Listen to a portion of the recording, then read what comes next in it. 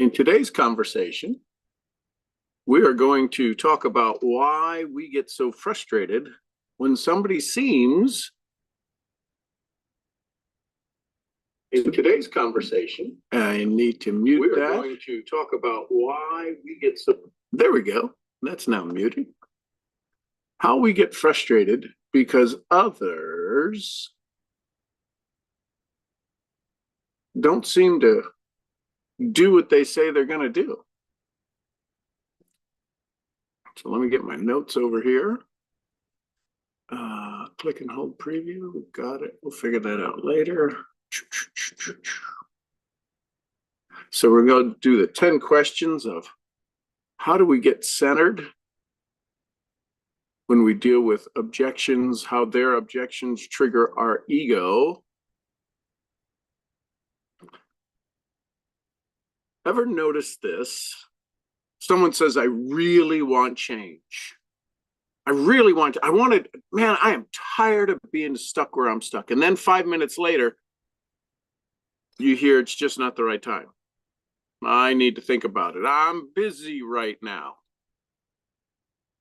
Maybe later. And inside your head, you think, come on, you really wanted this. If you really wanted this, you'd move.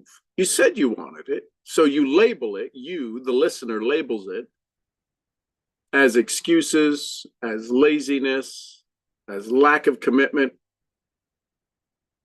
And you say, hey, I'm royalty. How are you? Good to see you. So you label it. What if that's completely wrong? What if objections aren't resistance? What if they're fear poorly translated? Nobody wants to admit they're scared.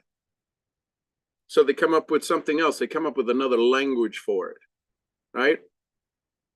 And we're just bad at listening, at hearing what it truly is. We hear an objection. It's literally a protection. And the protection is to hold them to an identity they're not willing to give up. So this morning's sessions of 10 questions of awesomeness is uncomfortable, is uncomfortable if you lead people. Not because it's about them, because it's about us. Why is it so hard for us to hear someone's objections without getting frustrated? Without trying to fix it, without pushing, without mentally rolling our eye? I bet you maybe had a conversation like that over the weekend. Maybe. Why do we immediately think they don't want it bad enough? Because here's the truth. Objections trigger our ego too, not just theirs. That's why we call them an objection. What is it? It's a moment where more conversation needs to take place. But yet we label it an objection and we think, oh, well, they're just not ready. They're being lazy. What happened was your ego got triggered too. So let's slow this down. When somebody says, I can't, I'm not ready, I need time, you hear logistics, right? Logical conversations, logistics. I'm not ready. I don't have money. I need time. Yet they're rarely logical. They're emotional. These are emotional protections. They're saying, I'm scared. I don't trust myself. I don't want to fail publicly. I don't want to lose who I am. Almost nobody says those sentences out loud. So instead, we get socially acceptable language. You want to know what socially acceptable language sounds like? Things like, I'll think about it. Translation, I don't feel safe. Ask yourself, if you really have to think about it, what is the thinking about? It's not about, can the product work? There's 1,001 examples of how your product works. Can I make money? There's 1,001 examples of how you can make money with your product, service, or technology. Is it safe for a human to use or consume or to be a part of? There's 1,001 experiences of where people have had tremendous value, increased self-worth, increased self-belief. So if they say, I need to think about it, that's a logical, logistical statement, yet it's truly emotional. And we don't allow ourselves to hear that emotion because we are not good listeners. What they're really saying is, I don't feel safe. And if you don't hear that, you miss everything. Here's the deeper issue. We think objections are intellectual. They're not. They're biological. Wait, what? How many times have you ever gone to a sales training event and been taught about the biology of sales? We're taught about the psychology of sales, the physiology of sales. It's rare that we dive into the biology of sales because the nervous system treats this like a threat. And how did your nervous system get that signal? Think about it. Let's reverse engineer this. If sales is biological, right? What does Zig Ziglar say? Sales is a transference of energy, right? Sales is the transference of energy, of emotion. Doesn't say it's the transference of intellect, of intelligence. So where is your nervous system getting the signal that it's under a threat? Because of the amygdala. The amygdala looks for two things. Will this kill me? The survival brain. And what's not going to survive if you say yes to the opportunity placed in front of you?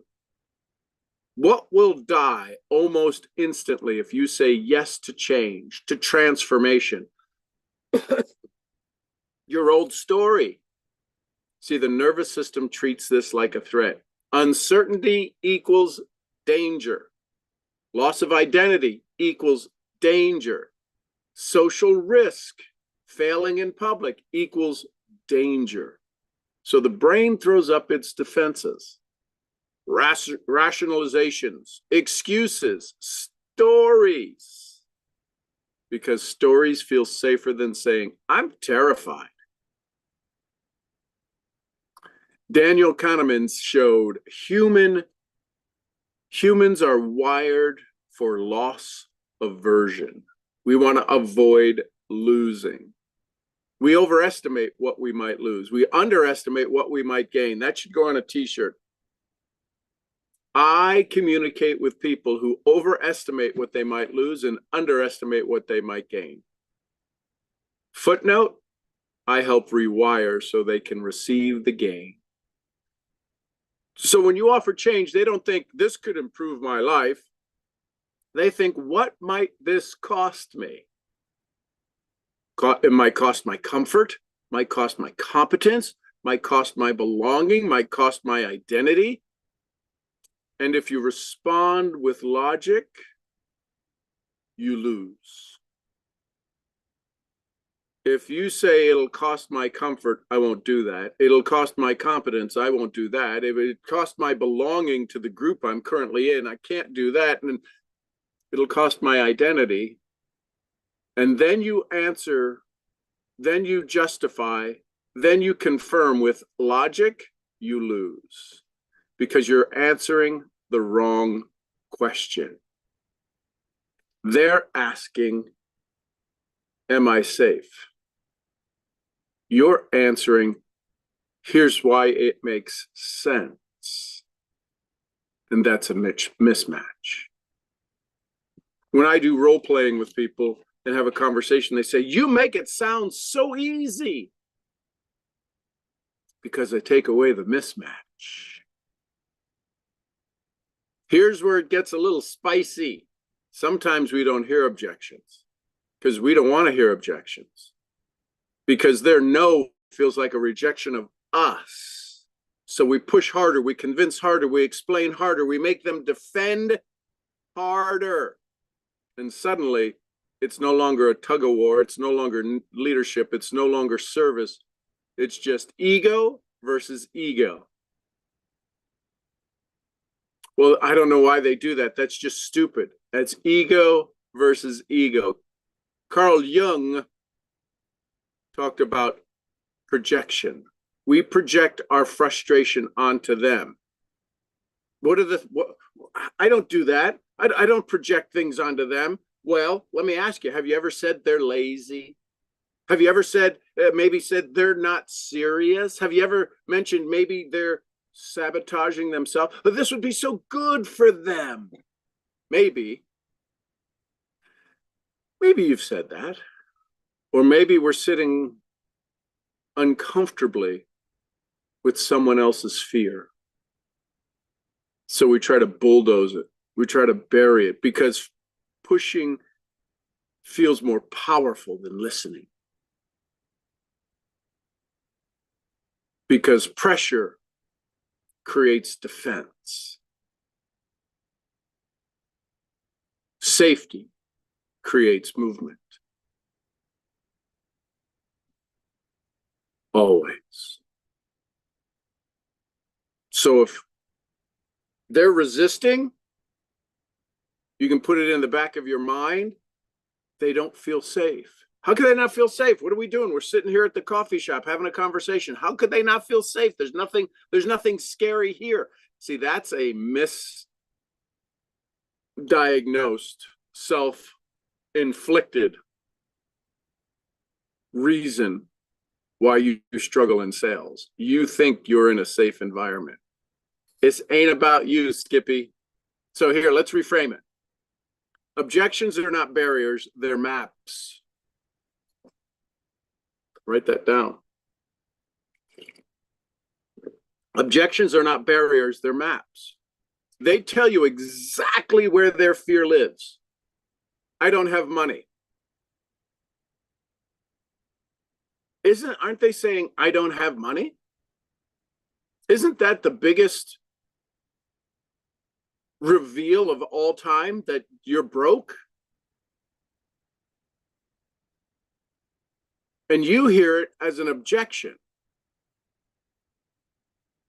What happens if you begin to really understand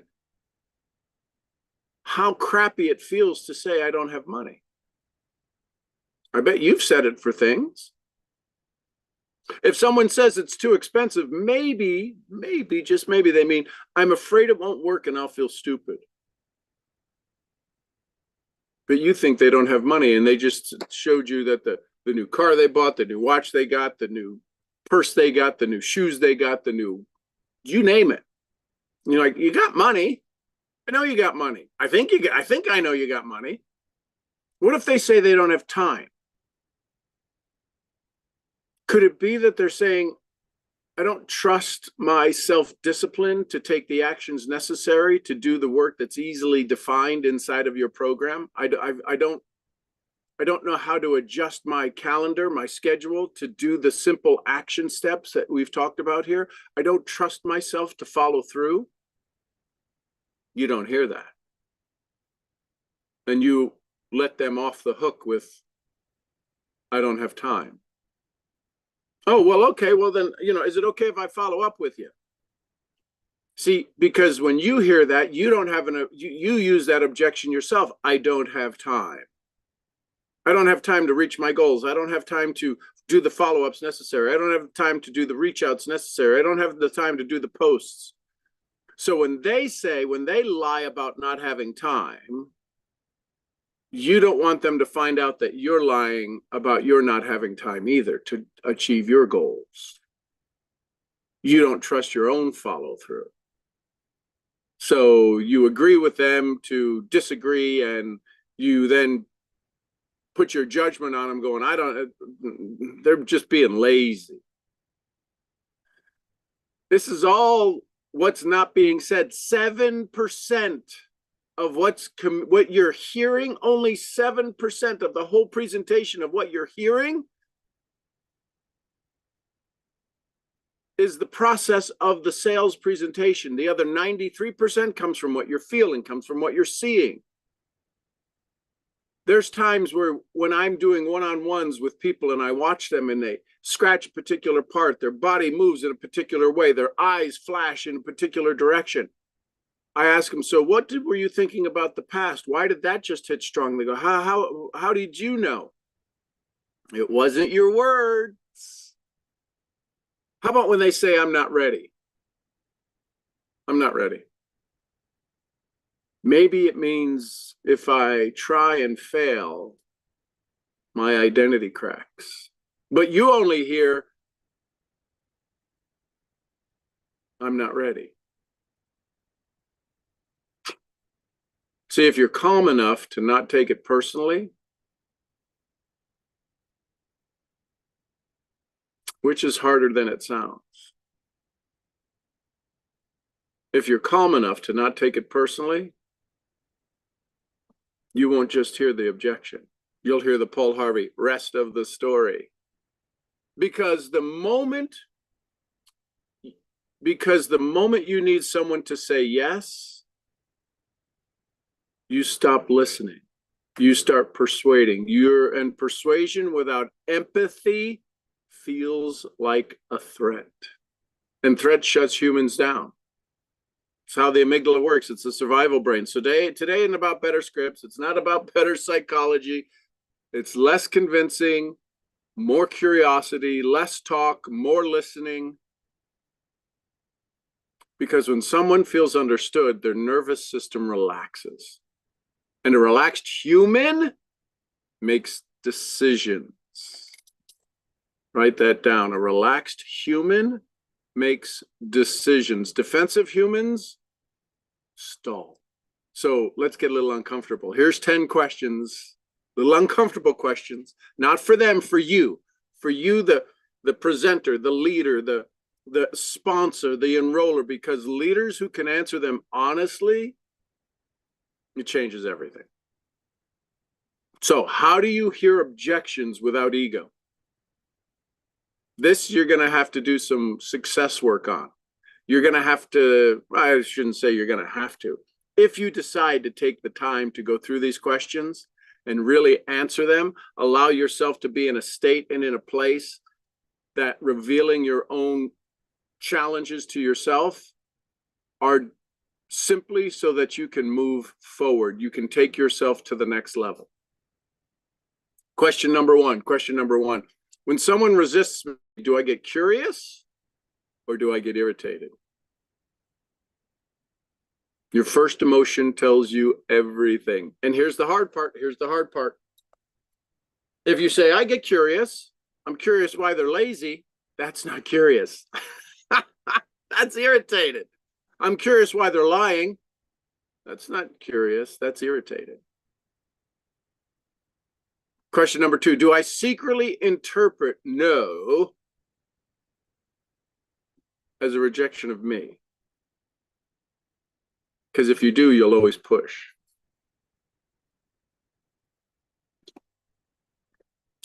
If you turn the word objection into a protection, and rather than say they're objecting what I'm saying,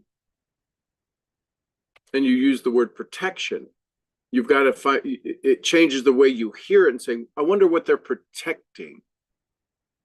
Because if they're protecting, I don't need to push, I need to uncover. Does that make sense? Number three, am I listening to their words or the fear underneath their words? I don't have time. The hell does that mean? If you hear I don't have time, you are being sold a bill of goods. You shouldn't be in sales. I'm not saying you shouldn't be in sales. I'm saying you shouldn't be in sales, the transference of enthusiasm. Because if somebody says I don't have time, what does that mean? Why couldn't, do you know what that means? You are being sold so easily. They do say, who's the easiest person to sell? A salesperson. So if you're being sold that, if you are buying that, you are easily sold. I get it. No problem. Until you realize that that doesn't put any money in your pocket. We get paid to do two things: find customers and build leaders, not listen to objections and buy them. Just saying. So are you listening to their words or the fear underneath their words? So you've got to open up and become a listener. You have to drop your ego so you can hear. I don't have time. You know, I love how you are cautious about making sure your time generates a result. If you just did your presentation, listen carefully. If you just did your presentation on leverage, on residual income, on doing something once and getting paid for it over and over and over and over and over and over and over and over and over again. If you talked about leveraging the team, if you talked about how people go to work with you, how people are there to support you, it would seem that you talked about the immense opportunity for someone to leverage their time to create 40 hours in a day. Yet if they say, I don't have time, they didn't hear a damn word you said because they were afraid of how powerful what you're talking about could be. So number 4, where do I rush to explain instead of slowing down to understand? Where do I rush to explain you can make 5 figures in a month versus slowing down to understand their concern about enrolling one person? Explaining is often anxiety. Listening is strength. If you're doing the talking, you ain't fixing a thing. You're not. You are pushing, you are building a wall bigger around them to object with. You're giving them ammunition to say why they're not good enough instead of listening, which means in order to listen, you've got to ask some pretty powerful questions. Hey, do I believe number five, do I believe objections mean they're difficult? They are difficult, being difficult, or they're scared?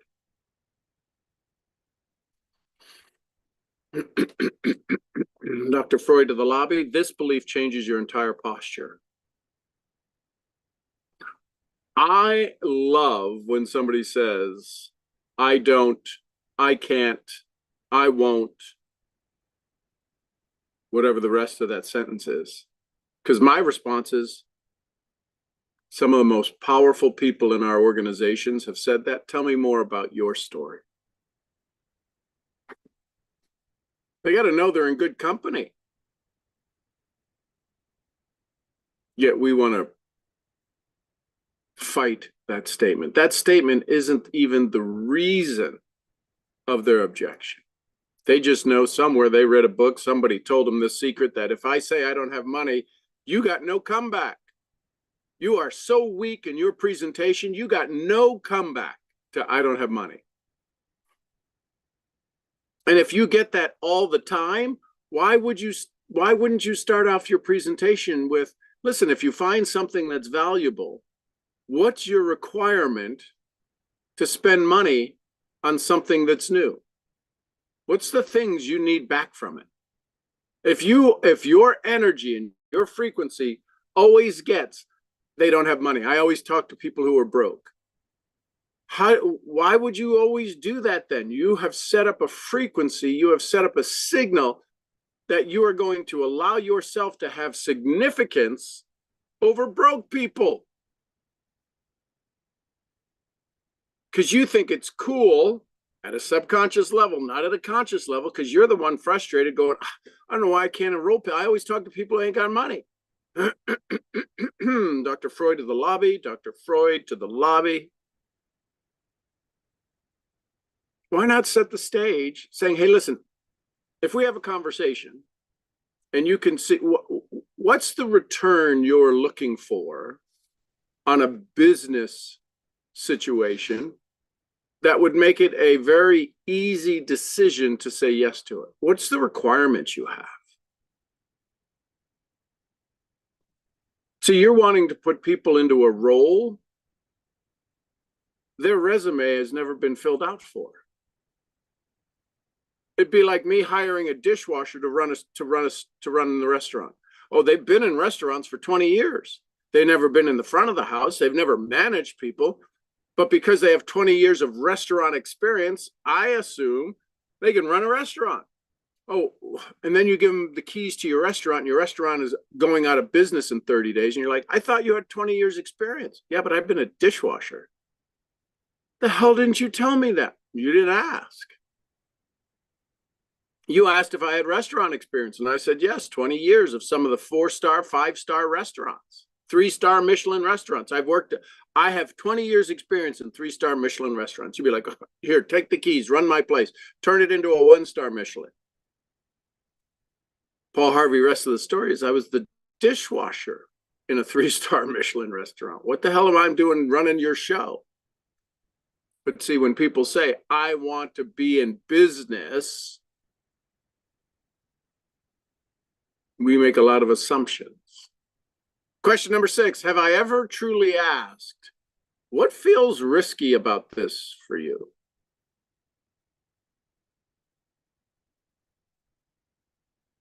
Not why not? Why not do this? Instead of why not, what feels unsafe?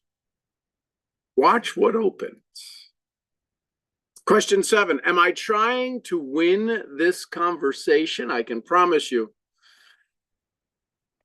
1% of the population think, 2% think they think, the other 97% would rather die than think. And this one is going to wreck your ego because you want to win. Why are you prospecting? Because I want to win. So I can say I did the work and it's their fault why my business isn't growing. This will wreck the way you look at things.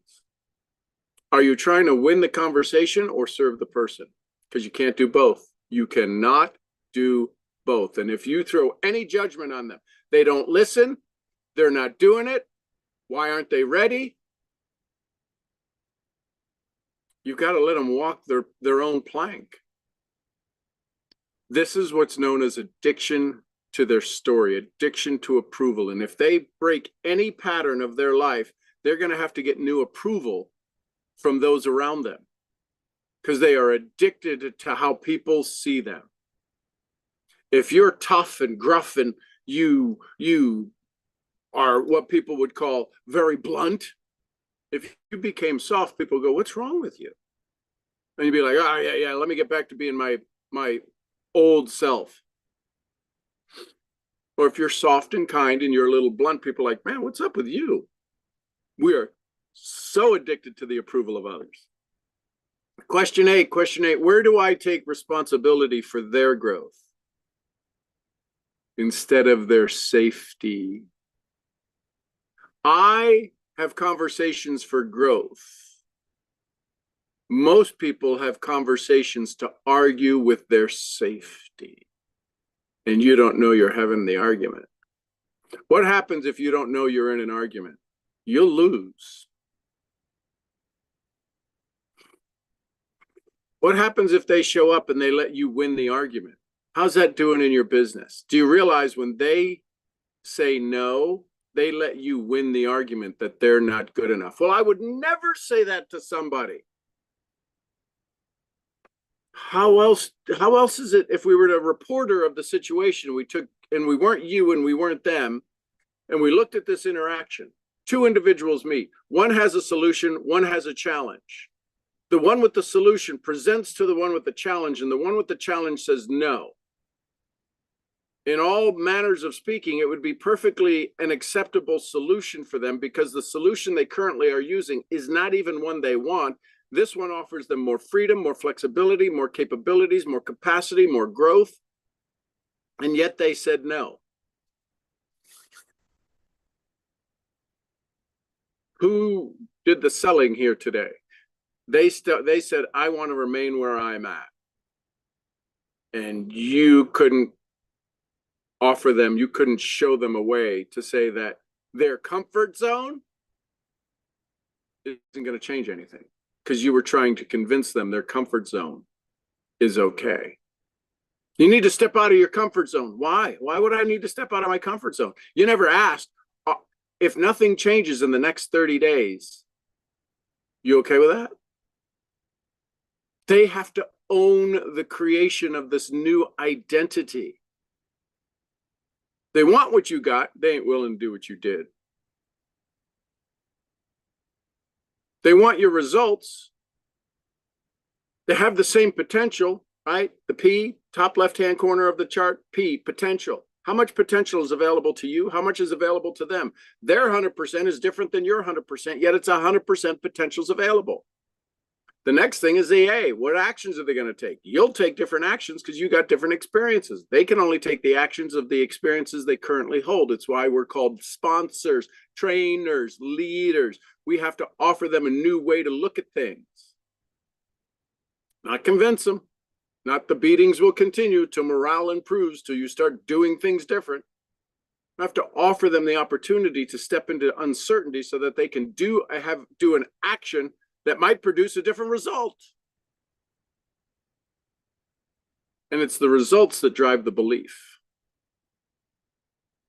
And the only reason their belief that they can't do what you do is because they've never had a result that would improve their belief. And the only thing they keep hearing talking to you is, well, if I try this is like that last thing I did, I'll probably fail. So I ain't got time, I ain't got money. Number 9, do I talk more when I feel tension? Ooh, you'd be surprised at that one. When you get a little stressed, when you get a little agitated, do you start doing a little more talking? Do you get louder? Do you get faster? Most people do. And talking more kills trust. Oof. Number 10, if I removed my need for them to say yes, how differently would I show up? Detachment creates trust. Neediness creates pressure. I need 3 more people to join my business. How do I get 2 people to join my business? How do I get them? Pressure creates resistance every time. So here's the big shift. People aren't fighting you, they're fighting their own fear. And if you treat their fear like stubbornness, you lose. But if you treat fear like something to protect and understand, they lean in. Because feeling safe is rare. And humans move towards safety naturally. No pushing required. So today, tomorrow, don't do your best to try to not overcoming objections. Don't try to overcome objections. Hear them. Don't convince, understand. Because when somebody feels seen, heard, real change finally becomes possible. Because see, if they finally feel heard, there's a good chance they may have heard themselves for the very first time. How many of you know, how many of you have this understanding that if you go to say this, it's kind of like a checkers move. You say this, they'll say that. You already have your response to what they're going to say. It's called nexting in the brain. And the brain on average is producing about 7 different possible avocados and Christmas trees. The hell was that? That was me breaking the nexting pattern. Those words were not part of your nexting. See, if everything I'm about to say, it's because you've been around me. You may even be able to listen to me in the background.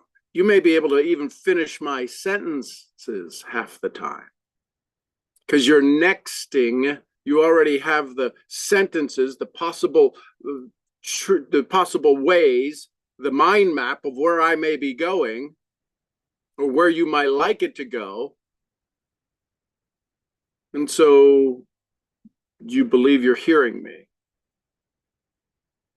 Same thing happens when you're having a conversation with your prospects. Because if you're getting similar results, you've already nexted their conversation.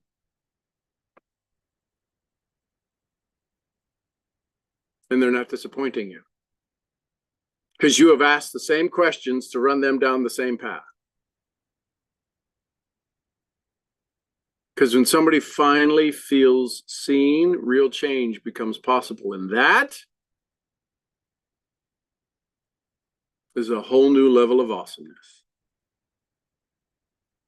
So if you'd like more, you'd like to have a one-on-one, a conversation with me, reach out to me. Leave a message here. Find me on social media. Send me an email, SeanGMurphyNow@gmail.com. Go to SeanGMurphy.com. Get on the email list. Talk soon. Look forward to having a conversation with you. YouTube, I love you tons. I appreciate you. I hope today finds you in a new place that you never thought possible, yet you always dreamed of, because that's available to you.